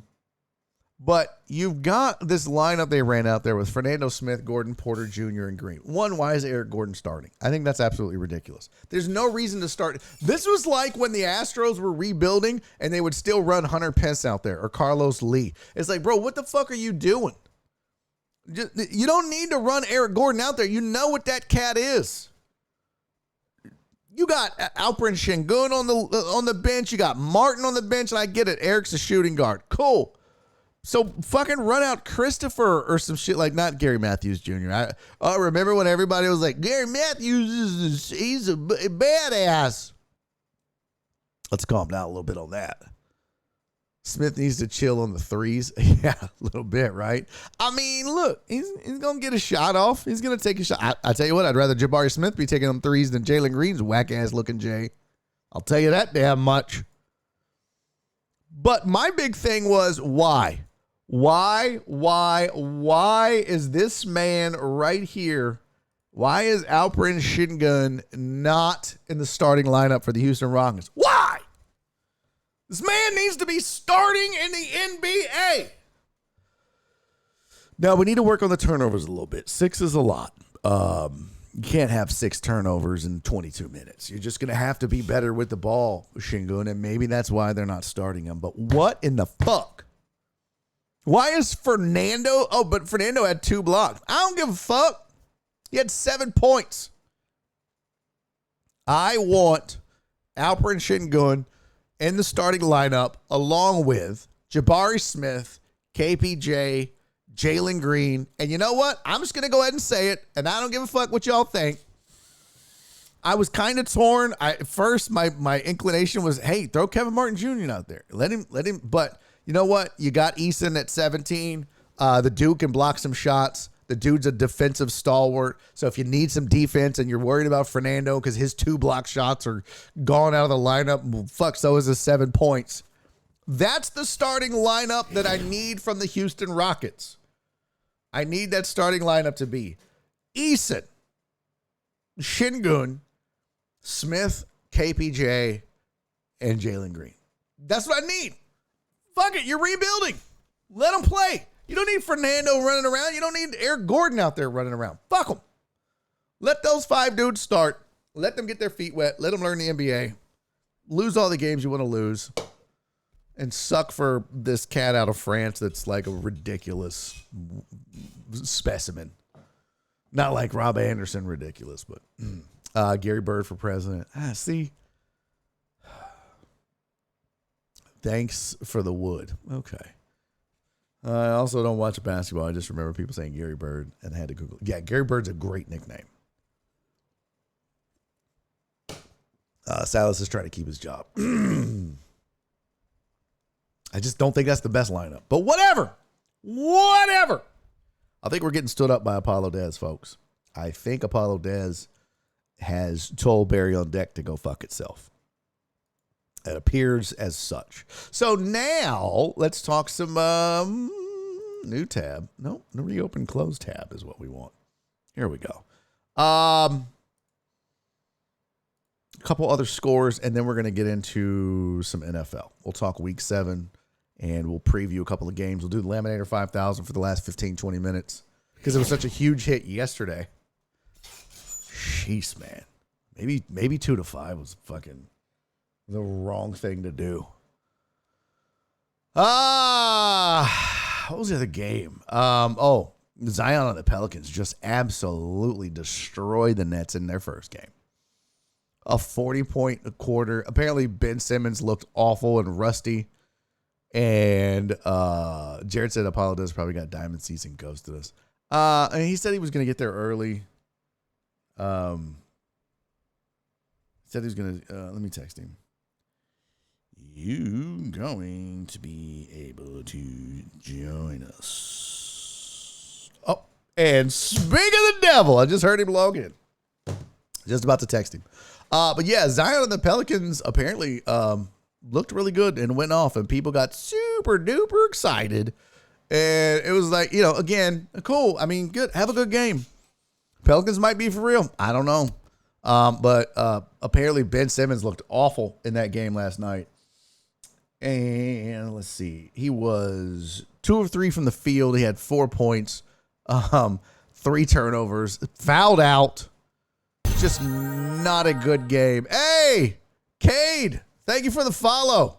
All right. Oh, somebody called it diamond seats. Boy, it is looking like diamond seats. You little stud. You. All right, we're going to switch gears right now. We'll get off basketball for a second because joining me on the program, as he does each and every week, to talk Major League Baseball, my dude Dez from Apollo Media. Dez, what's up, Pimpin'? How are you? What's up, man? Can you hear me? I can hear you, barely, but I can hear you. Okay. Thank you for joining. I appreciate it. Let's get to it. We got a lot to discuss. Look at you. Oh, you are Diamond Club, aren't you, Pimp? No, we're not. We're just chilling. We're chilling out here. Nice. Where are y'all? Did y'all get press passes for these? Or are you like, fuck it, we just want to be amongst the people? We are not traditional media, so we do not get media passes. That's such bullshit, bro. That's such bullshit. I need to have a talk with some people. I know a few people, but yeah, they probably wouldn't give it to me either. Don't worry about it, man. All right, so question. First thing first, I sent you a list. First thing I want to discuss, your thoughts on last night's game. Give me a summary of your thoughts. A win is a win. That's about as good as I could say. JV was great. Kenya, stud. Gurriel, stud. You take those. We take them. Yeah, for sure. I'm gonna turn your gain up a little bit. This should make it a little easier for people to be able to hear. The second thing, your thoughts just in general on the ALCS roster. I was looking at it because I hadn't taken a look at it yet, but I noticed some names missing, notably some center fielder play and some arms in the bully. And what were your thoughts on the final roster that they settled on? Was there anything that stood out to you that you would like to have seen them do different? No, Seth Martinez is a guy, and he's shown time and time again that he can get right-hander batters out, and that's what the Yankees have. So I was okay with that. Myers has not been good, but that's all right. I like what we have, and I feel like it's capable of winning another pennant. Yeah, I saw some people questioning Dubon being, included, but I think what he gives you more than anything is a ton of flexibility to play the infield and the outfield should you need either of those, along with Aledmus Diaz, which is also why I think that made Jake Myers a little expendable if you liked him, if you liked Chaz over him to begin with, right? Because you could always move Tucker to center. So yeah, I think the way that they did it, even though some people on Twitter at least weren't happy with it, I think that these were the right calls at the end of the day for this team. Yeah, I mean, at the end of the day, we just shitpost on the internet, right? These guys get paid a lot of money to make those decisions up in the front office, and they have all the analytics and the Excel sheet. And you have Dusty Baker. For as much as Astros Twitter hates him, I love him, and he can have the wherewithal to know when to pick and choose when these guys go in. So I think the emergence of David Hensley. Look, David Hensley had a cup and a half of coffee in the big league, and now he's on this roster. And I think he's a 6'7" Ben Zobrist, right? I just watched him hit BP, and the ball explodes off his bat. He's going to be a dude next year, and he's going to come up big this series. It's crazy. They just keep reloading. All right, so real quick, John Granado of the bench on ESPN 97.5 tweeted something out. It caught my attention, and I thought, you know what, I want to talk to Dez about this. And he said that he thinks the Yankees messed up by not pitching Garrett Cole on short rest for today, which means he would have been available again in the series for a Game 7. But the way that they're doing it now, he won't be available. Do you think that Aaron Boone made a mistake by going with Severino as opposed to Garrett Cole in this game with Cole being on short rest? I think so. I think game theory says this is probably not going 7. I would send Cole out on 3 days rest a day and try to steal something and then have him for your game 6. Now, if Sevy comes out and deals, Sevy's a problem. I think Sevy can actually throw the heck out of the baseball, and I think the Yankees thought Game 1 is a game they should lose. Tonight is a game they think they can win. And Game 3 is a game they know they should win. So I think their mindset is split in Houston, and then you have Garrett Cole, and you're up 2-1 in the series. But this team is so deep, and as good as Severino is, I don't see the Astros dropping a game at home. Yeah, it scares me. I was talking about that earlier on the show that, look, last year, for example, you saw the Astros drop Game 1 in the World Series, and it came back to haunt them. It came back to bite them in the ass. And I think when you're facing a team like the Yankees with the lineup they have and the pitching staff they have, it sounds kind of cliche, but in baseball, home field doesn't mean as much as some of the other sports, football and basketball specifically. However, I think in this series, you really have to take care of home field advantage. You cannot let the Yankees split with you here and then go on the road. That's a tough thing to try to deal with. Even though they've done it in the past, this year feels different to me. Yeah, no, I agree 100%. I think the big thing is just the fact that you take care of business at home. And one of my buddies is a New York Yankee. I just got done talking to him about for 15 minutes, and I think both sides agree that this is potentially the World Series. They both have respect for the teams on the other side, but they know how good this ALCS is and how good these teams are. And obviously, he had a ton of respect for the Houston Astros and stuff. He was like, hey, this is going to be a war. And to sit here and talk to him, and he's a starting player for the Yankees, and they're dialed in. They're not going to fold easy. As good as this Astros team is, as good as deep they are, the Yankees aren't going to go away. You're going to have to go out and earn it. Saying all that, I still think I have Astros in 5, but you got to take care of business tonight, because if you win tonight, you have an opportunity to send a message to Game 3 and take out Garrett Cole. Yeah, that's huge. I think it's critical, and I'm nervous about them facing Severino in a Game 2 tonight. I really am. I'm nervous. All right, last thing before I let you go, any thoughts on that Phillies-Padres series? What have you seen so far that you liked or didn't like, and thoughts on it? I was about to get on Twitter and say the Phillies are a problem and have the internet come crashing down on me, but it felt like yesterday it was an opportunity for Philly to take control, and they let it go. Kind of like sand between your fingers type situation. I think that's going 7 games. I think the Padres are going to win in 7, but you can't. The Padres team, they made all those trades for a reason. They got over Big Brother, right? And the Dodgers, they slayed Goliath. Now they're playing with house money, it seems like. And that crowd's been kind of loud. But I know Philly's going to be just as loud heading over there. And I just think it's going to go 7. But whoever comes out of the AL is going to be the clear favorite, I think. Yeah, I agree with that. All right, last thing. I know I said that was last thing, but I got into an argument on your Twitter timeline because did you see it? Somebody commented that the Astros was a dynasty, and then some dude that hates the Astros and is super bitter came in and said, with the Dodgers around, I don't think so. So I had to pull up all the numbers and prove that the Astros have been to more LCSs and World Series and have the same amount of World Series appearances and wins, that just overall the numbers have been better since 2017. Is this Astros team a dynasty? And by the way, you can have more than one team be a dynasty at the same time, right? I mean, that's also possible. You look at, like in the 90s, it was the 49ers and the Cowboys was a dynasty together. Yep. Lakers Celtics was a dynasty together. Who's to say that Dodgers Astros can't be a dynasty, can't both be dynasties at the same time? Do you agree that they're both dynasties right now? What say you? I think they're both respectively an American League dynasty and a National League dynasty. I'm all about championship parades. We only have one. They only have one. I need this one this year, and then we can start throwing the dynasty word around as a whole. But all in all, I think it's been their eras.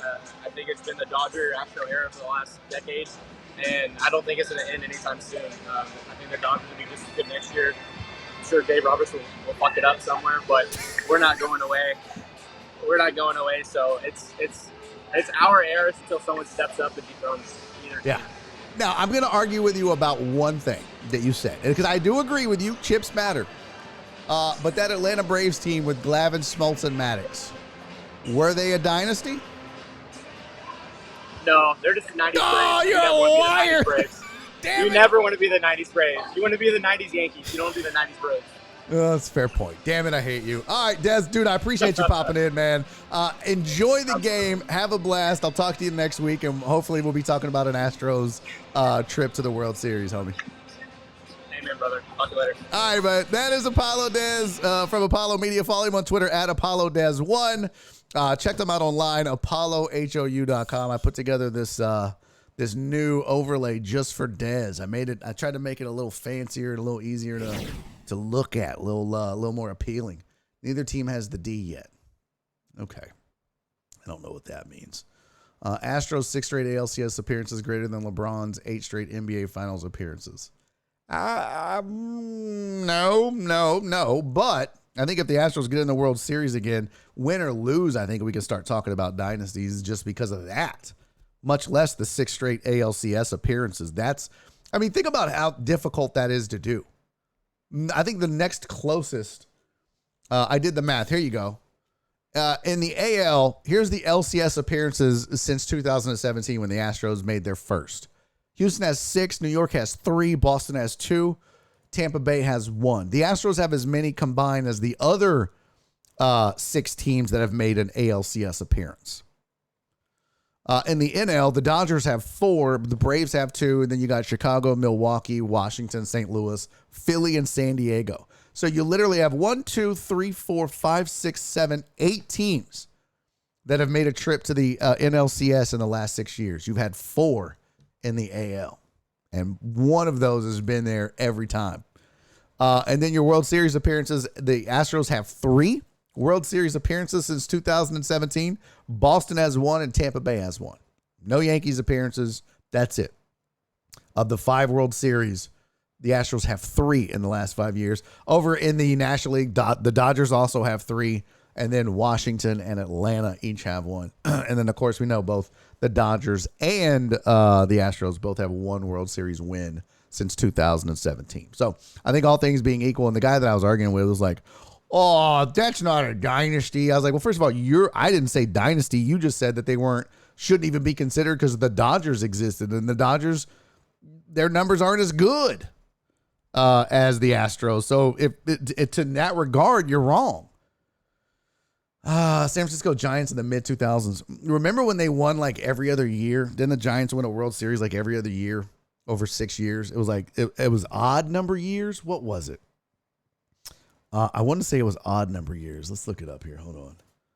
World Series winners. And then we're going to try to do a bit of the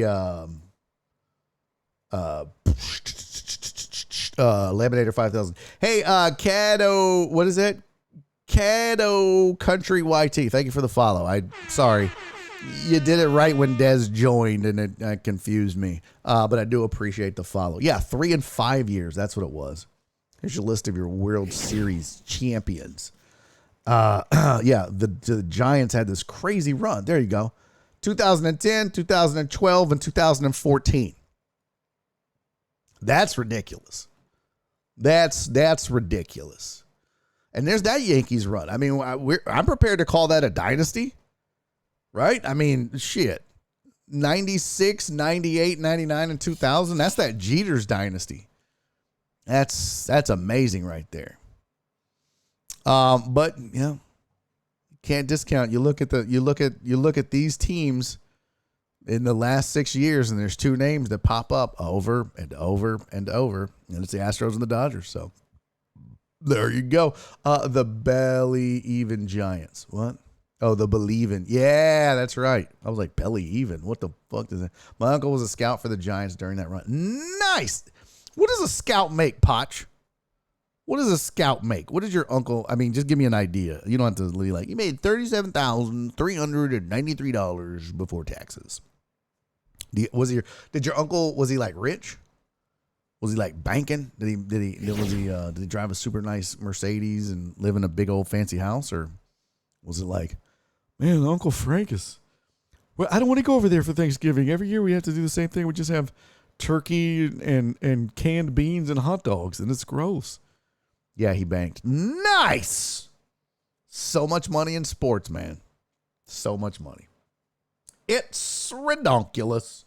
All righty. We got 6 minutes. 6 minutes. 6 minutes, Doug, at Fresh Your Own. Let's go ahead and do a little Laminator 5000. We'll fire up the old Laminator 5000.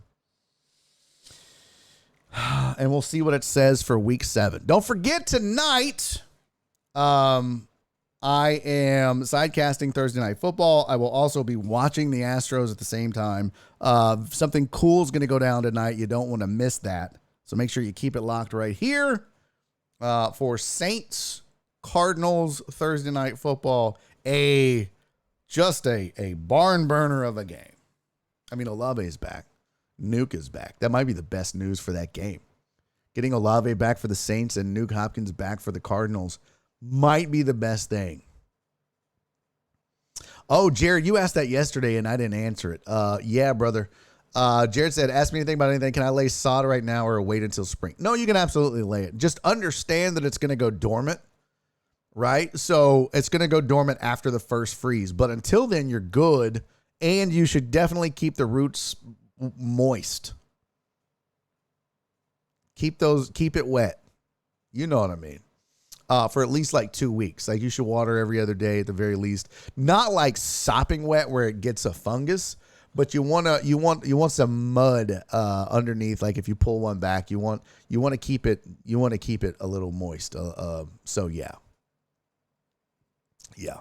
But yeah, you absolutely can. It's fine. You can plant St. Augustine any time of the year. It just may not grow until the spring. But yeah, keep it wet. Keep those roots soggy, or not soggy, but damp. Also, make sure you fertilize, but wait at least 4 weeks. So you have time. I would try to get it in this weekend. And then like around the end of November, once it's kind of rooted a little bit, you could put down a fall fertilizer, slow release fertilizer, which I think will really help it over the winter, kind of help it take root and grow. And you should be great. You should be groovy come springtime. Also, make sure you put out a pre-emergent herbicide next weekend or this weekend. All right, let's do Laminator 5000. Yes, roof is open, Mina. That's dope as shit. McLevin said, what the fuck is Barry a fucking gardener as his side hustle? First of all, language. We have kids that watch this show, for fuck's sake. Also, it was like a bit that I used to do on my radio show on ESPN here in Houston, McLevin, where I would talk about my yard, and my co-host and my producer absolutely hated it. And so people would call and ask long questions, and I would answer them, and it just kind of became a thing. And yeah, I kind of just became known as the yard guy. Self-taught. Everything I learned, everything I know, I had to learn to take care of my shit. So yeah, now people ask me about their grass and shit. So it kind of just happened that way. It certainly wasn't planned. I would not want to be working for Twitter right now. Elon says he's going to fire 75% of the company. Yeah, that kind of sucks. All right. So we did week 6. There was our odds. We went 9-5 on the spreadsheet. I went 8-6. The over-unders went 7-7. But the intriguing over-unders where it wasn't close one way or the other went 3-1. Remember, all those very close over-unders you got to be a little more careful about when you're looking at the Laminator 5000. So Laminator 5000 right now, I want to make sure that this is accurate. Because I've been tweaking the formula. I've been tweaking things. And so I want to make sure, shit. What have I done? What in the flippin' flower and filth is that? Hold on. Let me just pull this up. I just want to make sure that my numbers are accurate. And I think they are. Let me see here. Let's see. Unhide that. Let me just pull up ESPN real quick. By the way, it's weird. I think it's kind of weird that they have the Astros and the Yankees playing back-to-back. Kind of sucks for the Yankees. I'd be kind of pissed if I was a Yankee fan because of the rain out. They're having to play 3 games in a row. Not that that's a huge deal for baseball guys, but still, a day off might be kind of nice. And, you get an extra day of rest for your pitchers, which means that a guy like Garrett Cole might actually have gotten the nod today had they had the day off. Unfortunately, not the case. All right, let me just check one thing here. I'll just pick a random team. We'll say the Jets. Let me check their stat that I'm looking for, which is... where are they on this list? There we go. Okay, it looks to be accurate. Let me check one of the favorites. We'll go with Denver. Ugh.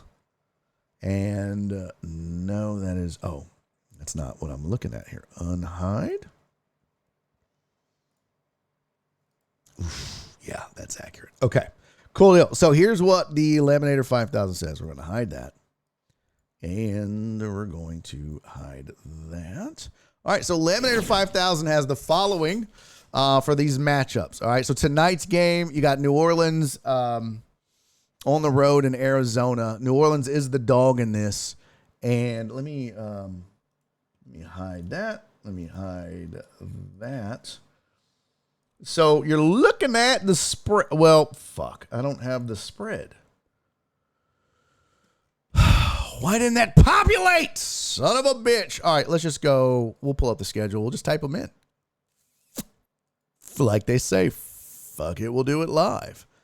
Spread is 2.5 is the spread in that one. So Laminator 5000 says you got to go Arizona. And that one. Predicted points is, wait a minute. That's not accurate either. Hold on. Equals that plus that. There we go. And we'll just drag this down. Oh, shit. I thought this was ready. Not ready for prime time, apparently. So, yeah, the spreadsheet says this game ends 23-22. Something like that. Like a 1-point game. But when you get the spread, when you're getting the 2.5, from Vegas, that makes it a 26-22, 26-23 game. So the spreadsheet likes Arizona in that one. Got it. Wait a minute. That's wrong. Fuck this spreadsheet. The spreadsheet would choose New Orleans. The odds didn't get added up. So that's all. It's all fucked up. God damn it. It's okay. We're just going to hide this here. Now we can pick it. All right. So next one is, so these numbers are right. Have no fear. The estimated points is what we need to be correct. And I'll just refigure the rest of these. So Atlanta and Cincy is up next. And in that one, Cincy is favored by 6.5, which, they seem to think Atlanta will put up 21. Cincy would score 22, 23. I don't know about that. But with the points, if you take Atlanta and the points, you go dog again. Spreadsheet says Atlanta wins that. I tell you what, my picks, I'm going to go, I think I'm going to take Arizona and give the 2.5, and I think I'll take Cincy and give 6.5, but fuck, that's a lot. It is at home, and Atlanta has Atlanta's covered every time. You know what? Fuck it. I'll go ATL. That's for you, AJB. I'll go ATL as well. How about that? How you like them apples? I went Arizona minus 2.5. Yeah, I think so. Spreadsheet says to go New Orleans, though. We'll see. We'll see who's right.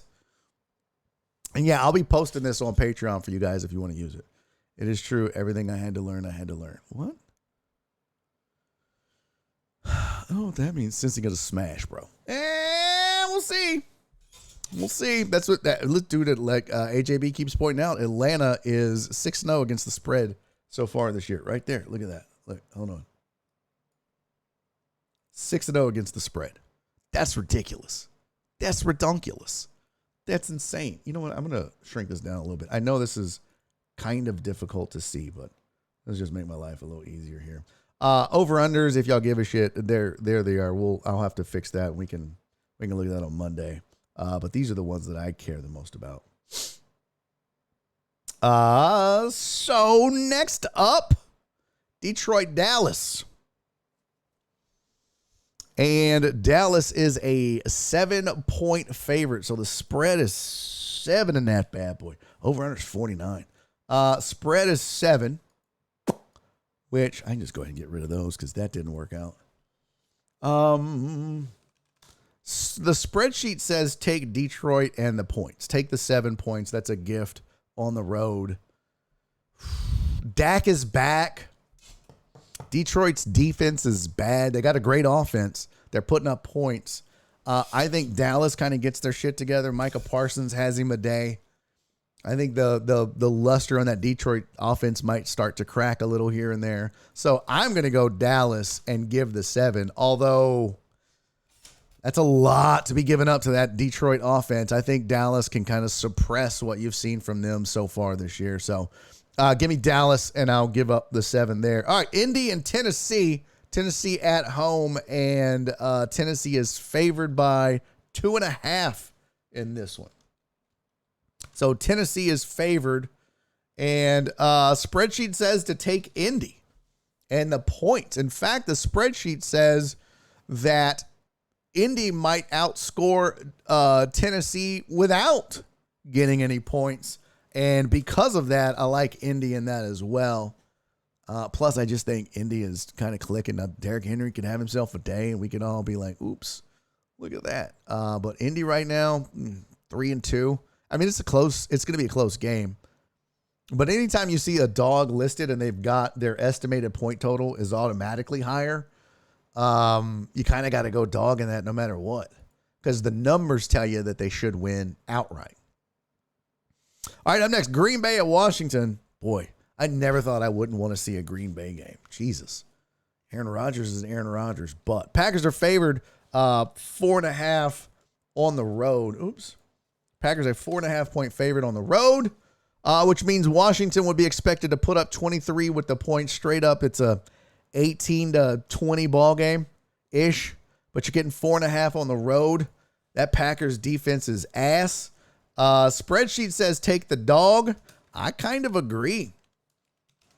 Aaron Rodgers is like, let's simplify the offense. That can't be a good thing.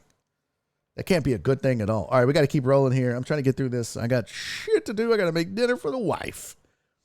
And no one is giving a fuck about the lemonade. What's up, Lana Grant? Hey, Lana, if you're still here, which I think you are, you can check us out on Twitch, twitch.tv/Barry on Deck. I'm live right now. I'm live Monday through Thursday, 2 to 5 p.m. usually.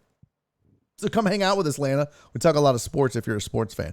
What's up, D-Mac, Jay Rizzle, Titan Hugo, and Christopher Reyes, and everybody watching on Twitch. Those of you that are left, I love you. Thank you for sticking it out. I appreciate that. Someone wake up Total Dallas. Why? Because I picked Dallas. Dallas is going to win. Dallas by 70. Oh, that's why. Yeah. If y'all need something to do before the sidecast, the winery is doing a Facebook Live at 6. Oh, that's dope, dude. Very cool. Very, very cool. All right, Carolina at Tampa Bay. Let's take a look-see at that. This shouldn't be close either way. Carolina going on the road, Tampa going on the road, and they are an 11-point favorite. Holy Jesus. That's a lot to give up. Tampa should score about 22. Tom and crew have not looked good the last couple of games, I will say that, but it's Carolina, and they're terrible, but they're getting 11. 11. They're getting 11, and they're at home. I mean, my head is telling me to take Tampa. I mean, my heart is telling me to take Tampa, but that 11, and it's a division game. So the spreadsheet says you got to go Carolina. I'm going to go Carolina as well. An old gambling dude named Willie B used to say on Sundays on Houston Game Day, he would call it the double-digit division dog. Anytime you got a dog that's playing a division game and they're a double-digit dog, take the points. I don't know what his reasoning behind that was, but fuck it. We'll go with that. All right, Giants at Jacksonville. And they've got the Jags as a 3-point favorite. That's interesting. So Jags are a 3-point favorite at home. The spreadsheet says take the Giants and the points, and I like it. Giants are clicking on all cylinders, 5-1 right now. Jags put up some points, but looked bad in that division game against Indy last week. Giants are rolling, man. Giants are absolutely rolling. I don't know what they know. I don't know what Vegas knows that we don't, but Saquon Barkley is questionable. That's going to be a big key. If he's out, maybe don't make that bet. But if you had to bet on all these, I'm taking Giants and give me the 3 on the road because basically the sheet is saying it's a pick 'em regardless. And you're going to give me a field goal? Okay. I'll definitely take the Giants then. All right, Cleveland at Baltimore. That should be a pretty lopsided affair, you would think. Spreadsheet says it's 27-24 Ravens. Vegas says the Ravens are a 6.5-point favorite. That is a lot, which makes it 30-26. I got to tell you, man, Browns are putting up 24 a game. Ravens are giving up about that a game too. And so you're going to spot them 6.5 plus that 24, which makes it 30. Yeah, I think I'm going to go. Spreadsheet says Cleveland. I think I'm going to go Cleveland on that one. I'm going to go Cleveland on this too. All right, up next, let's see here. We got Jets and Denver. Look, who would have thought? Who would have thought you would have said the Jets are rolling? And the Jets are absolutely rolling. Broncos, though, are a 1-point favorite at home. Sorry, Jeff Bell, but you're not fooling me. I would have had the Jets winning straight up according to the spreadsheet. So the spreadsheet says go New York Jets, and I say listen to the spreadsheet on that one. I think the Jets win the game outright and straight up.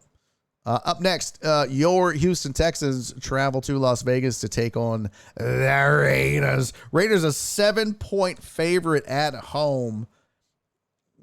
Texans with the points. It kind of evens this out a little bit. Gives them a 6-point edge when you gift them the touchdown. Problem is that Raiders defense is going to make the Texans offense look better than they are. However, spreadsheet says to take the dog, take Houston and the points. I'm going to go ahead and go against the grain and say, give me Vegas. Give me Vegas. The Texans are so bad.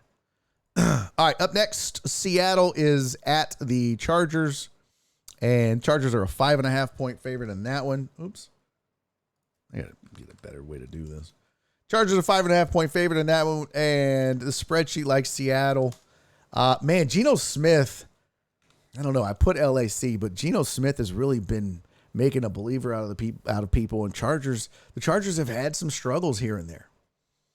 I think my instinct you saw was to type in the Chargers. I think they might win straight up, but I think Seattle can cover if Geno Smith keeps playing the way he does.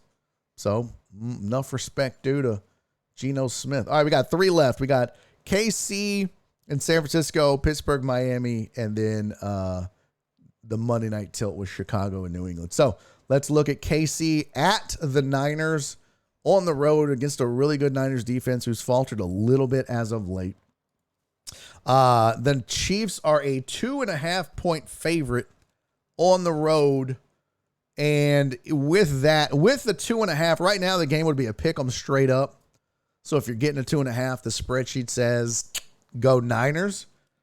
Give me KC in that one. I think they have a bounce back. I think they get some shit figured out, and they have a point to prove. And I get it. That's a really good San Francisco defense. I get it. But I think Patrick Mahomes and Andy Reid and those cats, they have a sour taste in their mouth from last week, to say the least. So they are definitely looking for to put themselves back in the win column and to prove a point that, look, this is one of the better defenses in the league and we can beat them. All right, 2 games left. Pittsburgh and Miami. Pittsburgh on the road in Miami. Dolphins favored by 7, which makes this a 28-23 game according to the spreadsheet of the Laminator 5000. So, boy, it's just all picking dogs at this point. I mean, it is all dogs. And last week, it was not a week for favorites, which kind of makes you concerned that maybe this week it'll flip and the spreadsheet shits the bed. I need to go back and check the formulas. But I am just not feeling Pittsburgh. Tua might play. That's a big deal to me. I'm going to go ahead and give up the touchdown and take Miami because I think Tua plays. All right, last game, and then I'm out. And then we're bouncing. What does it say? Man, imagine an all-dog parlay. That would be wild, right? Mitch Mann said, that means I can see Tua getting concussed again. Yeah. Yes, Pittsburgh-Miami is the Sunday night game, sadly. Monday Night Football, Chicago on the road in Boston, taking on the New England Patriots. Patriots are 7.5 point favorite. Even with the touchdown, as bad as Chicago's offense is, it gives them a slight edge of about a field goal, according to the numbers. Well, fuck that. This says take Chicago again. That's crazy. I'm going New England. So we'll see. Did the spreadsheet literally pick every dog? Is it that kind of week? New Orleans, Atlanta, Detroit, Indy, Washington, Carolina, the Giants, Cleveland, the Jets, Houston, Seattle, San Francisco, Pittsburgh, and Chicago. That's insane. Yes, I could imagine an all-dog parlay. That is ridiculous. That is ridiculous. Now, I mean, if you believe in the formula, well, then that's what it says to do, right? I mean, there's only a few times where the dog is actually, according to the formula, outscoring the favorite straight up.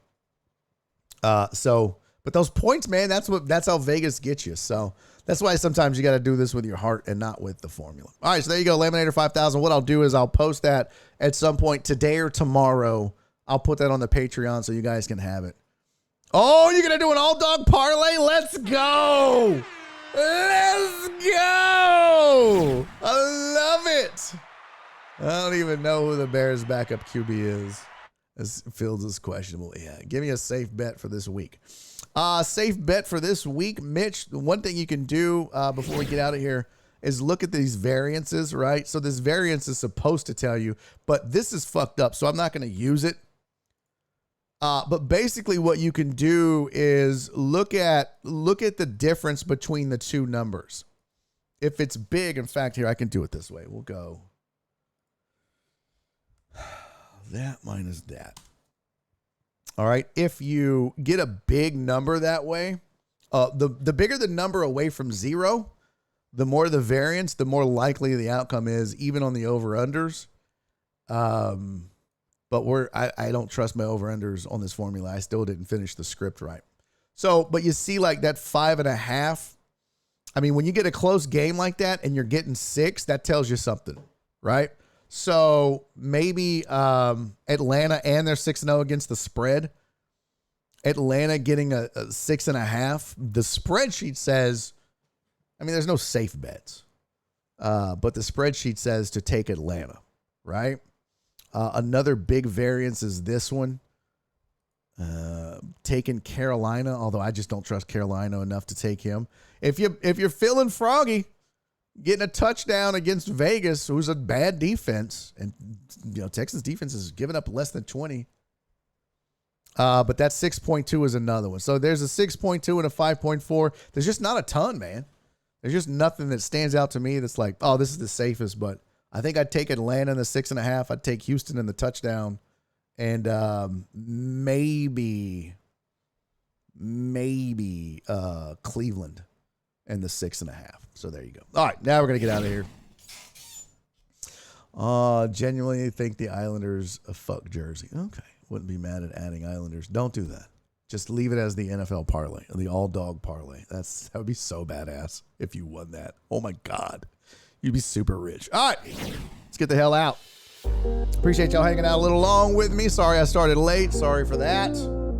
For those of you left, I love you. I appreciate you so much. I use underdogs and I do individual players, but I need to look elsewhere.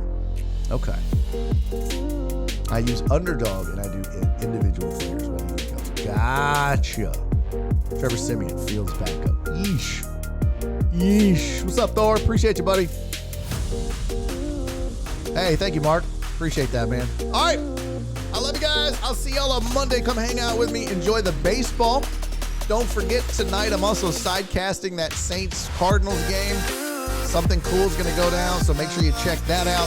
I'll probably go live in about 2 hours. Fun.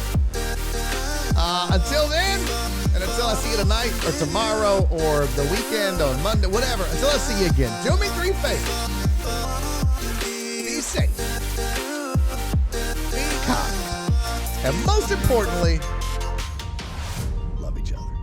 And I will see y'all hopefully tonight. If not, I'll see you Monday, I hope. All right? Bye, guys. Mitch said, go Yanks. I'll do it. Go Stros. Good luck, Yanks. Bye.